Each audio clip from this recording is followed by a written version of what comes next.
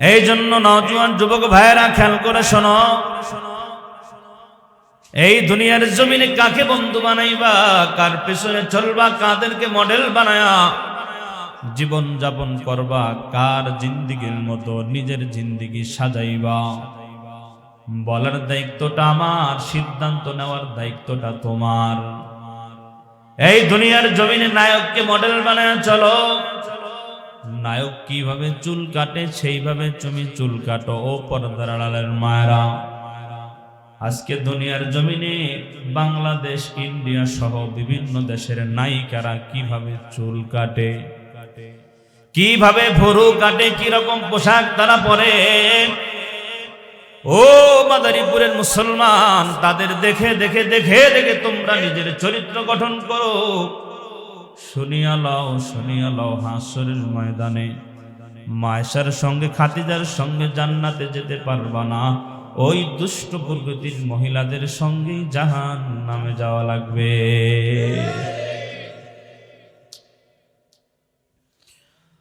দুনিয়ার মুসলমান ইমানদার আল্লাহর গোলামেরা খেয়াল করেন তো, নেক্সট সোহবত এত দামি, এত দামি। এই দুনিয়ার জমিনে হাজারো ঘটনা এরকম আছে। নেককারের কাছে গেছে, নেক পীরের কাছে গেছে, ভণ্ড পীরের কাছে নয়।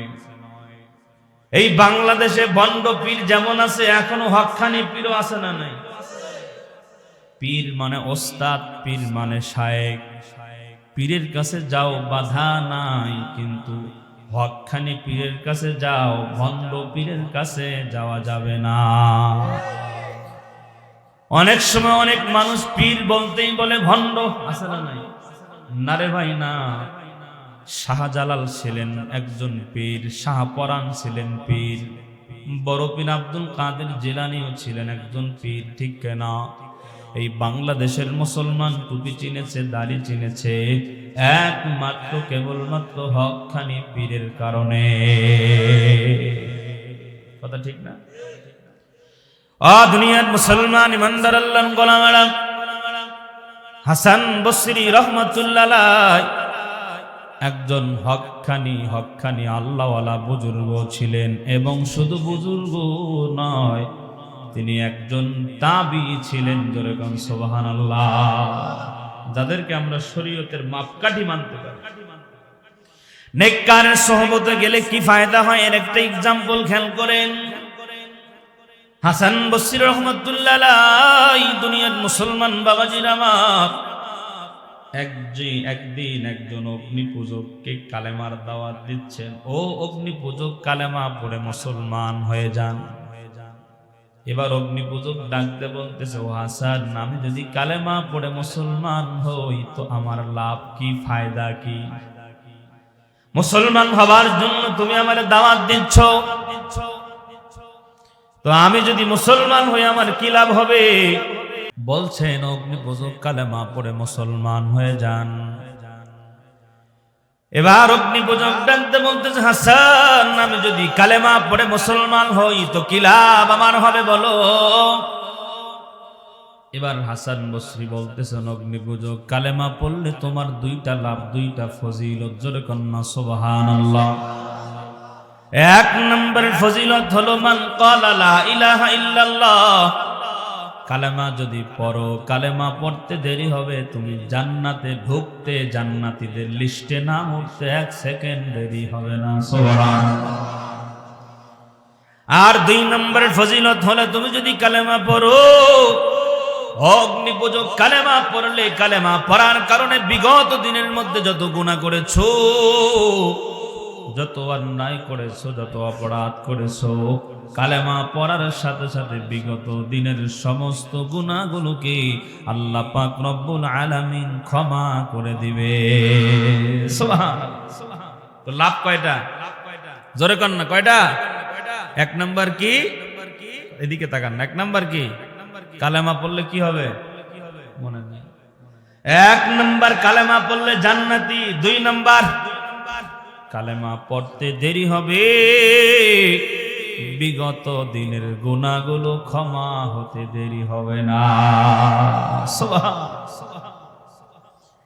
এই অগ্নিপূজক এবার হাসানকে ডাকতে বলতেছে, হাসান, এই দুই কথাতে তুমি বলেছো কালেমা পড়লে আমি জান্নাতি হয়ে যাব, আর কালেমা পড়লে বিগত দিনের গুনাহগুলো মাফ হয়ে যাবে। ও হাসান, এইটা কি তুমি কাগজের মধ্যে লেখা দিতে পারবা? জোরে কন্না আল্লাহু আকবার। তুমি যদি এটা কাগজের মধ্যে লেখা দিতে পারো হাসান, তো আমি কালেমা পড়বো। জোরে কন্না আল্লাহু আকবার।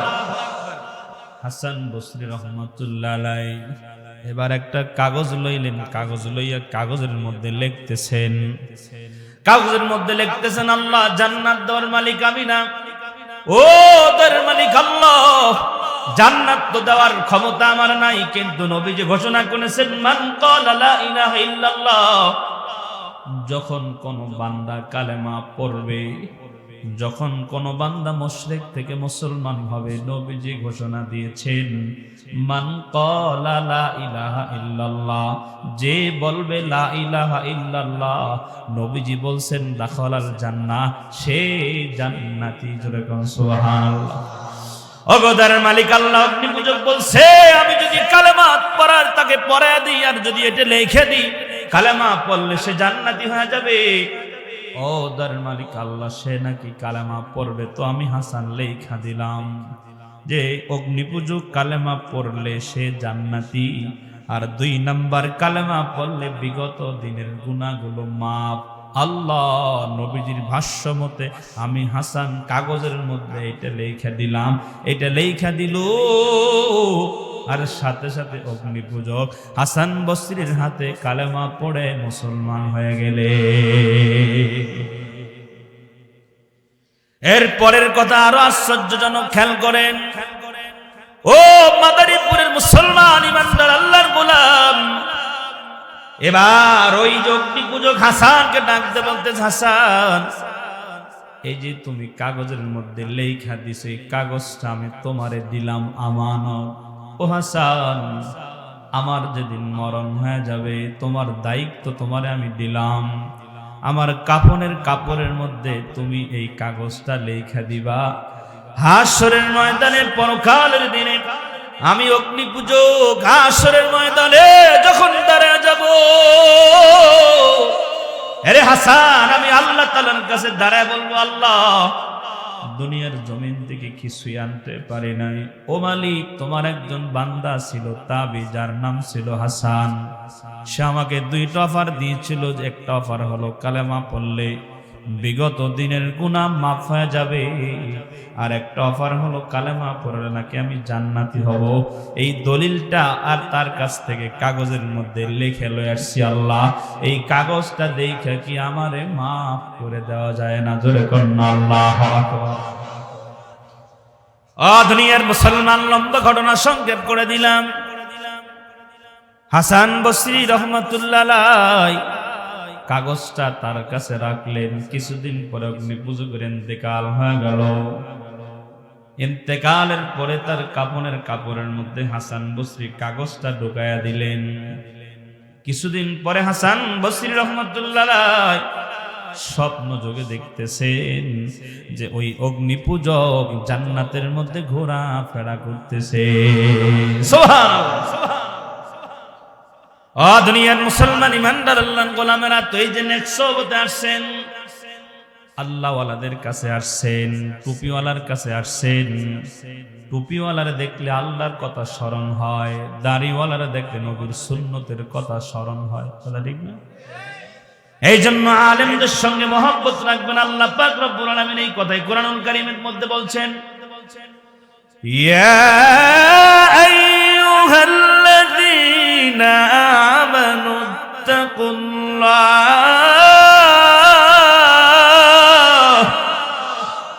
ওয়া কুনু মা'আস সাদিকিন।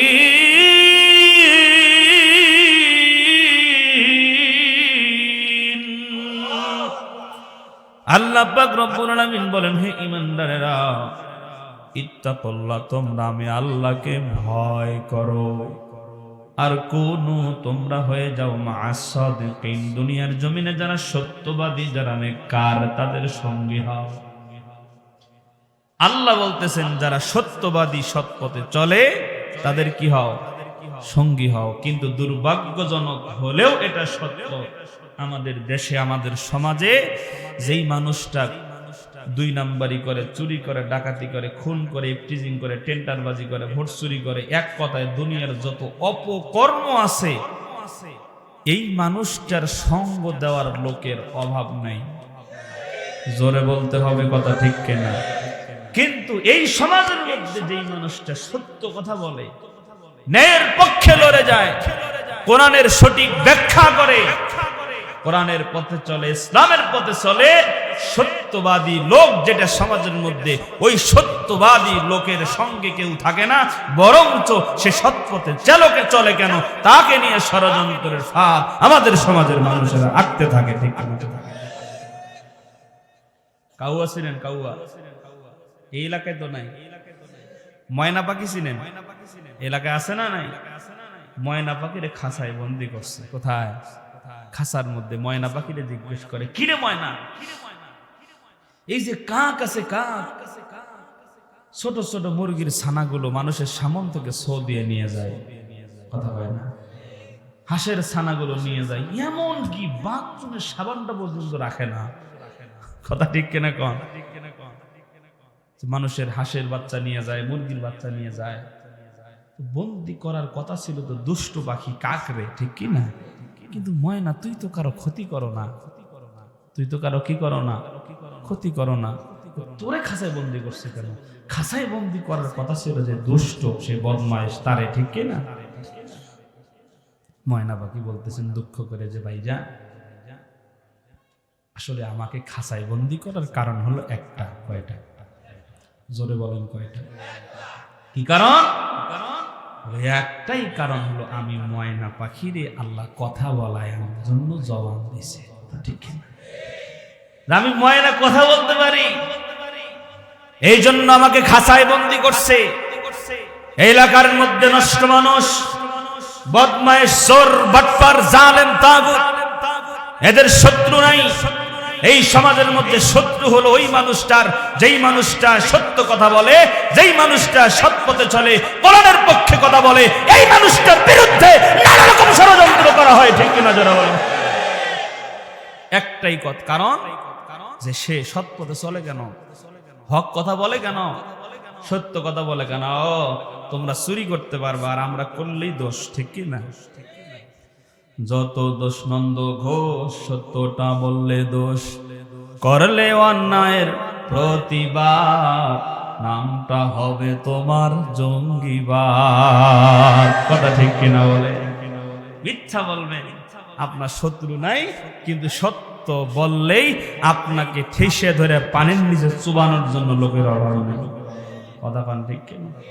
মামুনুল হক সাহেব একটু সত্য কথা পায়, ঢুকাই দিয়েছে ষড়যন্ত্রের করে জেলখানায়, কথা বলেন না কেন? মাহমুদুল হাসান গনবী চোর বাটপারদের লিস্ট বাইর করে দলিল সহ প্রকাশ করে, কথা বলেন না কেন? রেখে দিয়েছে জেলখানায়। কবরে রস করেন, জাহান্নামে রস করেন, কোনো সমস্যা নেই, ঠিক কিনা? আমি তো মাঝে মাঝে বলি দেশ স্বাধীন, স্বাধীন কিনা? তোমরা যদি মাইক নিয়ে, আরে কিছু লোক আছে মাইক নিয়ে এমনি নিয়ে মিথ্যে কথা এমন ভাবে বলে, শয়তান চিন্তা করে আল্লাহ তুমি আমারে শয়তান বানাইছো কেন, ওই তো আমার থেকে বড় শয়তান, কথা বল না কেন? শয়তানও চিন্তা করে, এত মিথ্যা বলে কোন কায়দায়? মাঝে মাঝে শয়তান চিন্তা করে মিটি মিটি হাসে, আল্লাহ খুব ভালো হয়েছে, আমার শয়তানের সব দায়িত্ব ওরে দিয়ে আমি একটু অবসরে আছি, কথা বলেন না কেন? তোমরা যদি মিথ্যা কথা বুক ফুলে বলতে পারো, ওলামায়ে কেরাম এ জাতির সম্পদ, তারা বুক ফুলে সত্য কথা বলার অধিকার রাখে, কথা বলেন মুসলমান, ঠিক না? তোমরা মিথ্যা বলতে পারো আর আমরা সত্য বললে দোষ। দুনিয়ার মুসলমান, দুনিয়াতে জন্মেছি, মৃত্যু একদিন হবে, তোদের সৎ পথে থেকে সত্যবাদীদের সঙ্গে থেকে আমরা বিড়ালের মতো 1000 বছর বেঁচে থাকতে চাই না, সিংহের মতো 1 ঘন্টা বাঁচতে চাই, ঠিক না? মরতে তো একদিন হবে, একদিন আগে আর একদিন পরে, মরণটা যেন সিংহের মতো হয়, কি ঠিক কিনা? যারা মুমিন, যারা মুত্তাকি, যাদের অন্তরে আল্লাহর ভয় আছে, তারা দুনিয়ার কোন র‍্যাব, পুলিশ, আর্মি, বিডিআরকে ভয় পাবে না, তারা ভয় পাবে তাদের রবকে। ঠিক কি না? একটা কথা মনে রাখবেন, ইসলামকে ধ্বংস করার জন্য যত ষড়যন্ত্রকারীরা করুক না কেন, এই ষড়যন্ত্র হলো দুর্বল, আল্লাহর ষড়যন্ত্র হলো সবল। ঠিক কিনা? দুনিয়ার মুসলমান ইমানদার আল্লাহর গোলাম, আল্লাহ পাক রব্বুল আলামিন কোরআনুল কারীমের মধ্যে এই কথাই বলেন, ওয়া মাকারু ওয়া মাকারাল্লাহ ওয়াল্লাহু খায়রুল মাকিরিন।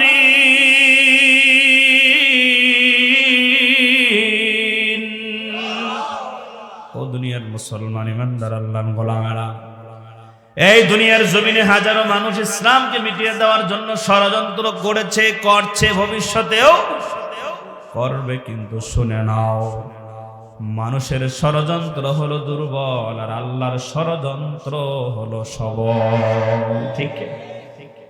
এজন্য আমি বলি, নওজোয়ান যুবক ভাইয়েরা, যুব সমাজের উদ্যোগে মাহফিল, একটা কথা সব সময় মনে রাখতে হবে, আকাশে যত মেঘ জমবে, বৃষ্টি তত তাড়াতাড়ি নামবে।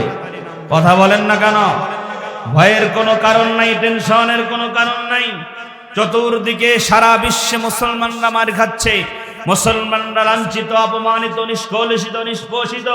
আজকে মুসলমানদের উপরে নির্যাতনের স্টিম রুলার চালানো হচ্ছে। এই দৃশ্য দেখে ভয়ের কোনো কারণ নাই। ভয়কে জয় করে সামনে চলো। যদি অন্ধকারটা পেরিয়ে যেতে পারো, সামনে তোমার জন্য আলো অপেক্ষা করতেছে। ঠিক কিনা? ঠিক করে বলো মুসলমান। লড়াইয়ের ময়দানেতে যেতে তোমাকে হবে, প্রয়োজনে সব রক্তটুকু জমিনেই ঢেলে দিবে। তবুও তোমায় লড়তেই হবে, মানিবে না পরাজয়। বিপ্লব মানে জীবন দেয়া, বসে থাকা নয়, সে কোনদিন আসবে না রে, করো যদি ভয়। আসবে বিজয়, রক্ত আর জীবনের বিনিময়। আসবে বিজয়, রক্ত আর জীবনের বিনিময়। বিপ্লব মানে জীবন দেয়া, বসে থাকা নয়, সে কোনদিন আসবে না রে, করো যদি ভয়। কোথা হতে কোন ভিনদেশি শকুন আমার দেশে এসে, সেবার নামে বসলো জুড়ে মীর জাফরের বেশে। কোথা হতে কোন ভিনদেশি শকুন আমার দেশে এসে, সেবার নামে বসলো জুড়ে মীর জাফরের বেশে। ওদের করতে নাস্তানাবুদ হতে হবে নির্ভয়। বিপ্লব মানে জীবন দেয়া, বসে থাকা নয়, সে কোনদিন আসবে না রে, করো যদি ভয়। ঠিক না? এই জন্য ভাইয়েরা, আমার আপনাদের প্রতি আহ্বান হলো, দুনিয়াতে যতদিন থাকবো, এক নাম্বার নিজে সৎ পথে থাকবো, নিজে সৎ পথে থাকবো। দুই নাম্বার, সৎ পথে যারা চলে, জীবন গেলেও তাদের সঙ্গ দিয়ে আমরা দুনিয়াতে থাকবো। ঠিক কি? এবার আসেন, আমি আপনাদের সামনে একটা আয়াত তেলাওয়াত করেছি। আয়াতের উপরে সংক্ষিপ্ত ভাবে কিছু কথা বলে আমি আপনাদের কাছ থেকে বিদায় নেব। কষ্ট হচ্ছে আপনাদের? ও দুনিয়ার মুসলমান ইমানদার আল্লাহর গোলাম, আল্লাহ পাক রব্বুল আলামিন কোরআনুল কারীমের মধ্যে বলেন, খুব খেয়াল করেন, ফাযকুরুনি আযকুরুকুম ওয়াশকুরুলি ওয়ালা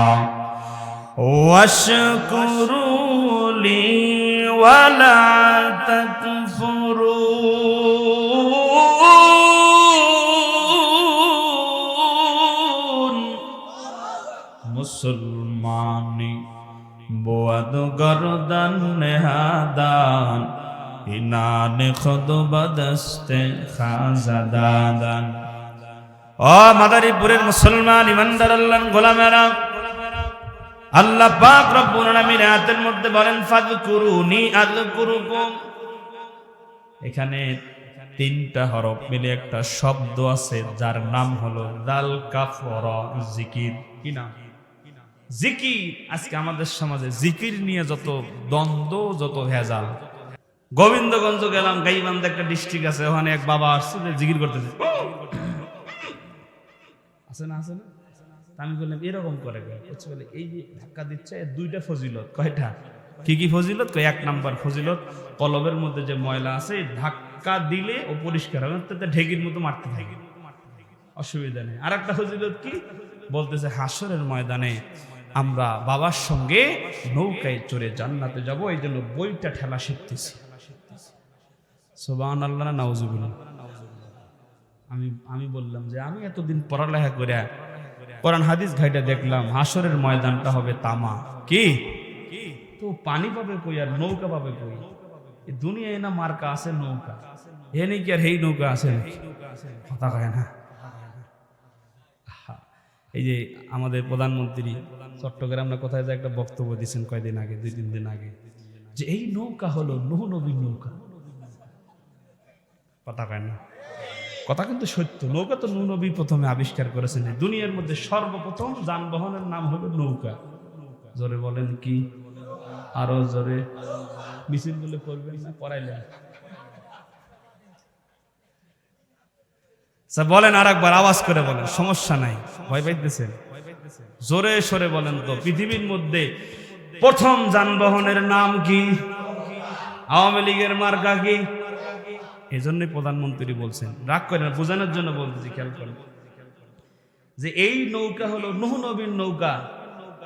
আল্লাহ পাক রব্বুল আলামিন নূহ নবীকে বলছেন, নূহ নবী আল্লাহকে বলছেন, আল্লাহ 950 বছর দাওয়াত দিলাম, মাত্র কয়েকজন মুসলমান পাইছি আমার দলে, এর দরকার নাই, এগুলোর আযাব দিয়ে ধ্বংস করো।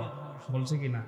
আল্লাহ দোয়া কবুল করছেন। আল্লাহ বলছেন, নূহ নবী এর আমার পয়গম্বর, ঠিক আছে, জিহ্বাটাকে জিকির দ্বারা তরতাজা রাখতে পারো। আল্লাহর নবী বলতেছেন, আমার উম্মতরা হাসরের ময়দানে পরকালের দিনে ওই জিকির যারা জিহ্বা যে বান্দাটা রাখবে, হাসরের ময়দানে ওই বান্দাটা হাসতে হাসতে হাসতে হাসতে জান্নাতের যে কোনো দরওয়াজা দিয়া জান্নাতের মধ্যে ঢুকে যাবে। জোরে কন্যা সুবহানাল্লাহ। আর একটা হলো আল্লাহকে স্মরণ করা। আল্লাহ বলেন, বান্দারে উদউনি আস্তাজিব লাকুম, বান্দারে তুই আমাকে ডাকবি আর আমি আল্লাহ তোর ডাকে সাড়া দেব। সুবহানাল্লাহ। হযরত মুসা আলাইহিস সালাতু ওয়াস সালাম আল্লাহকে বলেন, আল্লাহ ওগো দয়ার মালিক, ওগো আল্লাহ, আপনি কি ঘুমান না? আল্লাহ জবাবে কি বলেন শোনেন। শুনে আল্লাহ পাক বলেন, মুসা রে, তুমি আমাকে জিজ্ঞাসা করেছো আমি ঘুমাই কিনা।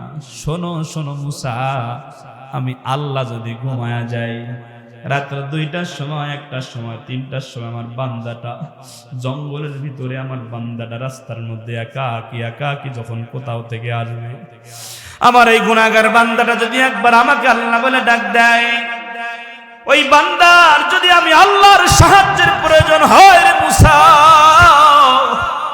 ওই বান্দাটা যখন আমি আল্লাহকে আল্লাহ বলে ডাক দিবে, ওই বান্দার ডাকে আমি সাড়া দিয়ে যদি বিপদ থেকে না বাঁচাই, তো বলো রে মুসা, বলো আমার ওই বান্দাটার কাছে কে গিয়া তাকে সাহায্য করবে? সুবহানাল্লাহ। ও দুনিয়ার মুসলমান ইমানদার আল্লাহর গোলাম, আল্লাহকে স্মরণ করলে যে আল্লাহর সাথে সাথে, আল্লাহ তাআলার সাথে সাথে তার ডাকে সাড়া দিয়ে বিপদ থেকে বাঁচায়। খেয়াল করেন, 3টা উপমা সংক্ষেপ করে বলছি। হযরত ইউনূস আলাইহিস সালাতু ওয়াস সালাম, আল্লাহর বিধান তার কাছে আসার আগেই তার কওমের কাছ থেকে সে একাকী চলে যাচ্ছিলেন। নৌকার উপরে চলেছেন, সমুদ্রের ভিতরে ঢেউ শুরু হয়ে গেল।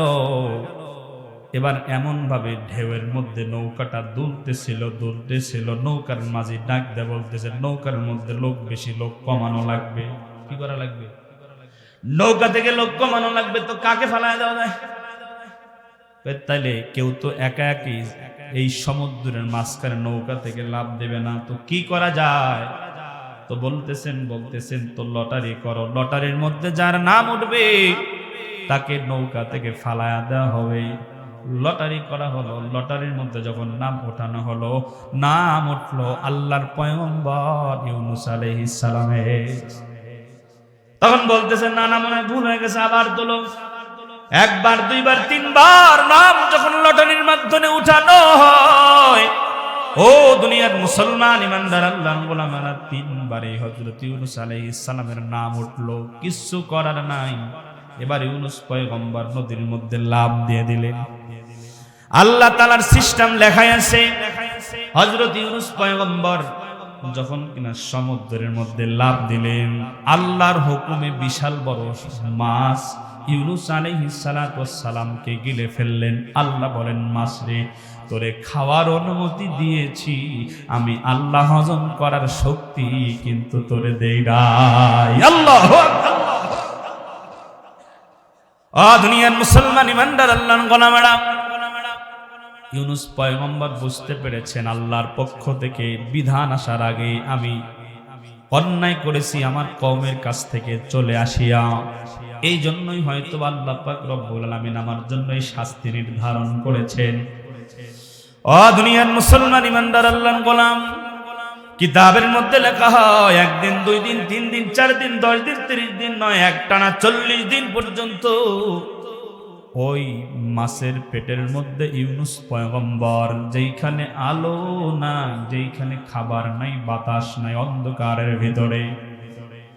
এবার হযরত ইউনূস আলাইহিস সালাতু ওয়াস সালাম বুঝতে পেরেছেন, নফসের উপরে জুলুম করেছেন, দোয়া পাঠ করলেন, লা ইলাহা ইল্লা আনতা সুবহানাকা সুবহানাকা ইন্নী কুনতু মিনাজ জালিমিন।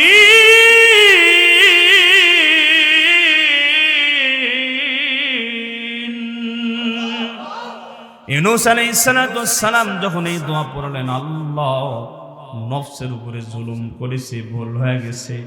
আল্লাহ পাক মাছকে অর্ডার করলেন, ওরে মাছ, যাও যাও যাও সমুদ্রের কিনারে আমার পয়গম্বর রে সহি সালামতে বমি কইরা তুমি ফালায় আসো। সুবহানাল্লাহ। ওই মাছের অন্ধকার পেটের মধ্যে দুনিয়ার কারো শক্তি ছিল না তাকে বাঁচানো, ঠিক কিনা বলেন? যেখানে আলো নাই, বাতাস নাই, অন্ধকার আর অন্ধকার, ওই জায়গার মধ্যে ইউনূস আলাইহিস সালাতু ওয়াস সালাম আল্লাহকে স্মরণ করেছেন। আমার আল্লাহ সাথে সাথে তার ডাকে সাড়া দিয়া তাকে হেফাজত করেছেন, ঠিক কিনা বলে? হযরত ইউসুফ আলাইহিস সালাতু ওয়াস সালাম ওই যে বন্ধ কামরার মধ্যে বিবি জুলাইখা তার অপকর্ম করার জন্য নিয়ে গেছিল, ঠিক না? ওই জায়গার মধ্যে অনেকগুলো দরজার মধ্যে তারে আটকা দেওয়া হয়েছিল। তাকে যখন প্রস্তাব দেওয়া হয়, সে বলেছিলেন, ইন্নী আখাফুল্লাহ, আমি আমার আল্লাহরে ভয় পাই, এই কাজ আমার দ্বারা করা সম্ভব নয়। ওই জায়গার মধ্যে হযরত ইউসুফ পয়গম্বর স্মরণ করেছিলেন কারে? আর আল্লাহ তাআলাও তাকে ষড়যন্ত্রের জাল থেকে বের করে দিয়েছিলেন, ঠিক কিনা? আরো একটা উদাহরণ খেয়াল করুন, হযরত ইব্রাহিম আলাইহিস সালামকে নমরুদ অগ্নিকুণ্ড সাজালো ওই আগুনের মধ্যে তাকে ফালায়া দেওয়ার জন্য, কথা ঠিক কিনা? বিশাল বড় অগ্নিকুণ্ড সাজানোর পর, ও মাদারীপুরের মুসলমান ইমানদার আল্লাহর গোলাম, বিশাল বড় অগ্নিকুণ্ড সাজানোর পরে কোনোভাবেই যখন তাকে ফালানো যাচ্ছিল না, কারণ ওই জায়গার মধ্যে হাজার হাজার ফেরেশতারা তার চরকিটাকে ধরে রেখেছিলেন, ঠিক না? ওই জায়গার মধ্যে মহিলাদেরকে নিয়ে অপকর্ম করানোর পর জায়গাটা নাপাক করানো হলো। এখন ইব্রাহিম আলাইহিস সালাতু ওয়াস সালামকে অগ্নিকুণ্ডের মধ্যে যখন ফালাবে, ঠিক সেই মুহূর্তে কিতাবের মধ্যে লেখা হয় হযরত জিবরাইল আলাইহিস সালাতু ওয়াস সালাম এসে পয়গম্বরকে বলেন, পয়গম্বর, আমি জিবরাইল আপনার কাছে আগমন করেছি, বলেন আপনার কোনো সাহায্য লাগবে নাকি? কিতাবের মধ্যে লেখা হয় ইব্রাহিম নবীকে জিবরাইল বলেন, ওগো পয়গম্বর, আপনি শুধু একবার বলেন, আপনি যদি আমাকে হুকুম দেন, এই অগ্নিকুণ্ড নমরুদ যেটা সাজাইছে, এই অগ্নিকুণ্ডটা আমি জিবরাইল ধরে ওর রাজপ্রাসাদের মধ্যে দেব, ওকে সহ রাজপ্রাসাদ সহ পুড়ে ধ্বংস হয়ে যাবে। আল্লাহু আকবার। ইব্রাহিম আলাইহিস সালাতু ওয়াস সালাম ডাকতে বলে, জিবরাইল ভালো করে শোনো, ভালো করে শোনো, এরে জিবরাইল, আমি যে আল্লাহরে ডাকি, আমি যে আল্লাহর ইবাদত করি, আমি যে আল্লাহকে ডাকি, ওই আল্লাহ এমন আল্লাহ নয় যে আল্লাহকে ডাকলে আমার আল্লাহ শোনে না। জোরে বল আল্লাহু আকবার।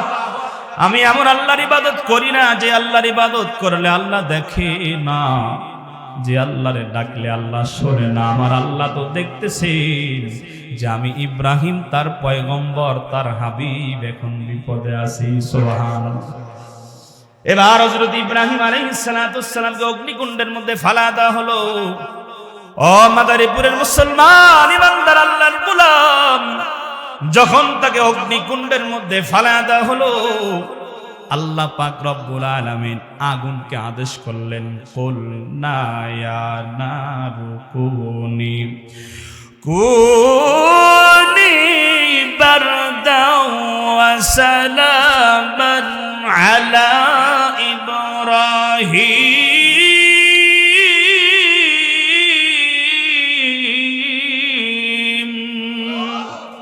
এ কালামে জিন্দা কুরআনে হাকিম, হিকমতে উলায়া জালাস্তু কাদিম জামিউল ইলম ফিল কুরআনে হাকিম, তাকাসারাত আনহু আফহামুর রিজালি।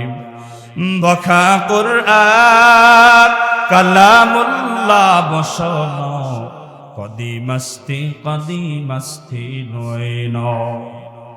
ও দুনিয়ার মুসলমান ইমানদার আল্লাহ গোলাম, আল্লাহ পাক রব্বুল আলামিন আগুনকে ডাক দিয়ে বলল, আগুন তোর মধ্যে আমার পয়গম্বরে ফালায়া দিয়েছে। ওরে আগুন, দুনিয়ার সমস্ত কিছু তোকে পুড়ে ছাই করার অনুমতি দিয়েছি, তোকে আমি আজকে অর্ডার করলাম আমার পয়গম্বর আগুন তোর ভিতরে, আমি আমি আমি আল্লাহর পয়গম্বরের জন্য, আমার দোস্তের জন্য ফুলের বাগান হয়ে যাবি। সুবহানাল্লাহ। আল্লাহ পাক রব্বুল আলামিন এই জায়গার মধ্যে দুইটা শব্দ ব্যবহার করেছেন, কুলনা ইয়া নারু কুনি বারদান ওয়া সালামান। বারদুন শব্দের অর্থ হলো ঠান্ডা, আর সালামান শব্দের অর্থ হলো শান্তি। সালাম মানে শান্তি, আমরা জানি কিনা? আল্লাহ পাক রব্বুল আলামিন আগুনকে ডাকতে বলল, রে আগুন, এক নম্বর আমার দোস্তের জন্য ঠান্ডা হবি। এখানে একটা ওয়া শব্দ আল্লাহ ব্যবহার করেছেন, আগুন রে এমন ঠান্ডা হবি না, কারণ বেশি ঠান্ডা হইলে মানুষের আবার কষ্ট হয়, ঠিক কিনা বলেন? আল্লাহ বলতেছে, আগুন ঠান্ডা হবি, কেমন ঠান্ডা? এমন ঠান্ডা, এমন শীতল হবি যেটা আমার দোস্তের জন্য শান্তিদায়ক হয়ে যাবে। জোরে কোন লিল্লাহি তাকবীর। এই জিকিরের 5 নম্বর অর্থ আল্লাহ পাক রব্বুল আলামিন বলেন, ফাযকুরুনি আযকুরুকুম ওয়াশকুরুলি ওয়ালা তাকফুরুন।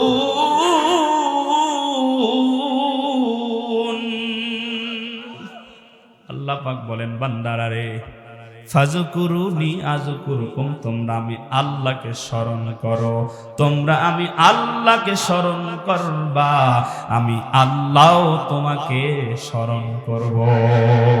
সুবহানাল্লাহ। যে আমরা বিপদে পড়ব যে কোনো সময়, এনি টাইম এনিওয়্যার, যে কোনো জায়গায় যে কোনো সময় আল্লাহকে ডাকবো, আল্লাহ আপনার আমার ডাকে সাড়া দেবে না, এমন আল্লাহর ইবাদত আমরা করি না, ঠিক আছে? বিপদে পড়লে, মুসিবতে পড়লে, যে কোনো সময় যে কোনো কিছুর প্রয়োজন হলে ওইটা চাবো কার কাছে? আর জোরে বলেন, কার কাছে? যুবকেরা চাকরি নাই, পড়ালেখা শেষ, চাকরির দরকার, চাবো কার কাছে? আল্লাহ বলছেন, ইয়া আইয়ুহাল্লাযীনা আমানুস্তাঈনু বিস-সাবরি ওয়াস-সালাহ। বান্দা, তোর যা কিছুর দরকার আমি আল্লাহর কাছে চাবি। দুইটা জিনিসের মাধ্যমে, একটা অধৈর্য হবি না, ধৈর্যশীল বান্দা হবি। 2 নাম্বার নামাজ আদায় করবি। এই দুইটা জিনিসের মাধ্যমে আমি আল্লাহর কাছে বিশ্বাস রেখে, আস্থা রেখে, তাওয়াক্কুল করে, ভরসা করে তুই যদি চাওয়ার মতো চাইতে পারো, আমি আল্লাহ তোকে দেব। জোরে সুবহানাল্লাহ। 21 পারার মধ্যে আল্লাহ বলেন, আল্লাযীনা জাহাদু ফীনা লানাহদিয়ান্নাহুম সুবুলানা ওয়া ইন্নাল্লাহা লামাআল মুহসিনিন। কোরআন থেকে কথা বলছি বাপজান। আল্লাহ বলেন, বান্দা যদি চেষ্টা করে, মুজাহাদা করে, জিনিসটা যদি ন্যায় হয়, বৈধ হয়, আর এই জিনিসটা যদি কি হয়, বৈধ হয়, আর বান্দা যদি এটা পাওয়ার জন্য মুজাহাদা, চেষ্টার মতো চেষ্টা করতে পারে, আমি আল্লাহ তাকে ওই জায়গা পর্যন্ত পৌঁছায়া দিব। আমার একটা চাকরির দরকার, পড়ালেখা শেষ করে ঘরের মধ্যে বসে থাকা চাকরি হবে? কথা কয় না। বিয়ে করছে, বাচ্চা দরকার, বউ থাকে শ্বশুর বাড়ি, সে থাকে নিজের বাড়ি। বাচ্চা হবে? হাওয়ার থেকে হবে না। যেইটা চেষ্টা করতে হবে সেই চেষ্টাটা সেই মাফিক যদি করা হয়, আল্লাহ সেই জায়গার মধ্যে সফলতা দেবে। ঠিক কিনা? এখন নেককার বিবি দরকার। যারা বিয়ে করছ নেই যুবকেরা, নেককার কি দরকার? এই নেককার বউটা পাওয়া যাবে টিকটক আর ইনস্টাগ্রামে। যুবকেরা কথা কস না, ফেসবুকে পাওয়া যাবে। ফেসবুকে পিকচার দেখে এরা পাগল হয়ে যায়, কথা হয় না। বিয়ে করতে যাবি শুধু চেহারা দেখিস না। আর বর্তমান জামানার মেয়েরা চেহারার মধ্যে এত মেকআপ মারে, মনে হয় 1500 ওয়াটের লাইট জ্বলতেছে। যুবক জোরে কর ঠিক না ঠিক? আর পায়ের দিকে তাকায়া দেখবি আমাবস্যার রাত কারেন্ট নাই, কথা কয় না রে, কথা ঠিক কিনা? মুখের দিকে তাকাচ্ছে 1500 ওয়াটের লাইট জ্বলে, আর পায়ের দিকে দেখলে বোঝা যায় তুই কত রাত্রের মানুষ, কথা ঠিক কিনা? ওয়াজ কমন পড়ছে। হ্যাঁ, যুবকের মাহফিল, যুবকদেরকে নিয়ে কিছু কথা বলবো না? বলবো না? এই তোদের নিয়ে কিছু বলবো না, চলে যাব না, বিদেই কিছু বলবো। এই পোলাপান গুলা খুব খেয়াল করেন। চাচা এতক্ষণ আপনাদের ওয়াজ হয়েছে, মুরব্বীদের কিছু কথা, এই যুবকদের কিছু কথা বলা দরকার, ঠিক না? কারণ যুবক বর্তমান সময় এমন একটা পার্সন, যুবক ঠিক সমাজ ঠিক, কথা যুবকেরা ঠিক না? ঠিক, যুবক ঠিক সমাজ ঠিক, যুবক ঠিক নেতা ঠিক, কথা ঠিক কিনা? তোরা ঠিক হবে কেমনে? কয় চার মাথার মোড়ে আয়, কুলপদ্দি চৌরাস্তায় চলে আয়, 200 টাকা দিছে, একটা বিরিয়ানির প্যাকেট দিছে, একটা সিগারেট দিছে, মহা খুশি। সারাদিন নেতার পিছনে ঘরে রাস্তা দিয়ে জায়গা পায় না, খাল দিয়ে দৌড়ায়, কথা কয় না কেন? এমন নেতার পিছনে ছুটতে হবে যেই নেতা ইসলামের পক্ষে কথা বলে, কথা ঠিক কিনা? যেই নেতা ইসলামের জন্য কাজ করবে, যেই নেতা আলেমদের পক্ষে কাজ করবে, যেই নেতা ইসলামের পক্ষে মসজিদ মাদ্রাসার পক্ষে কাজ করবে, তার পিছনে আমরা আসি থাকবো, কথা ঠিক না ঠিক? কিন্তু যেই নেতা ইসলামের বিরুদ্ধে কাজ করে, নেতার জন্য এই বাংলাদেশের যুবকেরা জীবন দিতে পারে, ইসলামের বিরুদ্ধে যেই নেতার অবস্থান নেবে, প্রয়োজন হলে ওই নেতার জীবনও দিতে পারে, ঠিক না ঠিক? জোরে বলো যুবকেরা। ইসলামের জন্য যুবকেরা জীবন দিতেও পারে, ইসলাম বিরোধীদেরকে সাইজ করতে জীবন নিতেও পারে। নিজের ওয়েট ধরে রাখতে হবে। ওরা খালি কোন রকম প্রাইমারি স্কুলটা পাস করে হাই স্কুলে যাইতে পারে, মনে করে যে আমার এখন 3টা প্রেম আগে করা লাগে, কথা হয় না। আরে আমার মসজিদের সামনেই মডেল স্কুল, হাই স্কুল। একদিন আমার মেয়ের টিফিন খাওয়াই আমি আসতেছি, তো দেখি যে 5 জন মিললে একটা মেয়ের গোল করে ধরে বলতেছে, রাজি কি রাজি না? কি কয়? আমি চিন্তা করলাম, কয়েকদিন আগে দেখলাম বাংলাদেশের একটা পত্রিকার মধ্যে যে বাংলাদেশে পুরুষের থেকে নারীর সংখ্যা 3 গুণ বেশি। কয় গুণ? তোর নারীর পিছনে ছোটা লাগবে কে? তোর ভাগে তো অটো 3 জন আছে, কথা কয় না? নারীর পিছনে তো ছোটা লাগবে কেন? ভাগে কয়জন আছে? অটো। এখন তো সব অটো চলতেছে। করোনার সময় অটো পাস, পরীক্ষা না দিয়ে কি এখন তো ভোট না হয়ে অটো চেয়ারম্যান, কথা কয় না ঠিক কি? এটা আমি আমাদের রংপুর পীরগঞ্জের কথা বলতেছি, আপনাদের এলাকায় আছে না নাই? সব জিনিস অটো ভালো না, কথা কন না ঠিক কি না? কিছু কিছু ম্যানুয়াল ভালো হয়।